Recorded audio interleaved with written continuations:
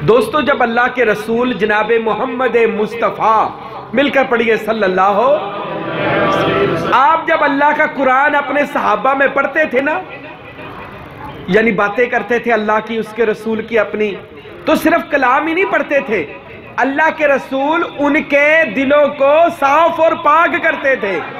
یہ قرآن مجید کی آیت بھی ہے، مجھے یاد نہیں ہے، اتنا ہی سناؤں گا، اس کا ترجمہ سنا دیتا ہوں۔ میرا رسول جب لوگوں پر اللہ کے قرآن کی تلاوت کرتا ہے تو ان کے دلوں کو، ان کے نفس کو پاک کرتا ہے۔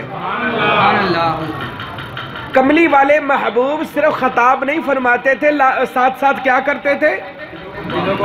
لوگوں کے دلوں کو ان کا تزکیہ نفس کرتے تھے، نفس کو پاک کر دیتے تھے، دلوں کو زندہ کر دیتے تھے صحابہ کرام کی۔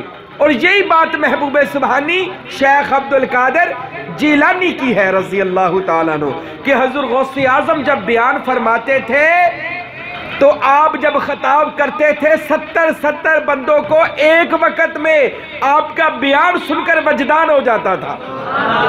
یعنی آپ بیان جب کرتے تھے تو آپ کے بیان کرنے سے ان کے دلوں کی دنیا بدل جاتی تھی۔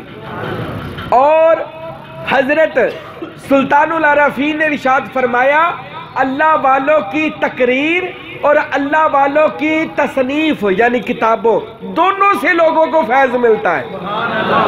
اللہ کا ولی محض خطاب ہی نہیں کرتا، وہ ساتھ ساتھ لوگوں کے مردہ دلوں کو زندہ کرتا، اور دل زندہ ہو جائے تو کیا بات ہے۔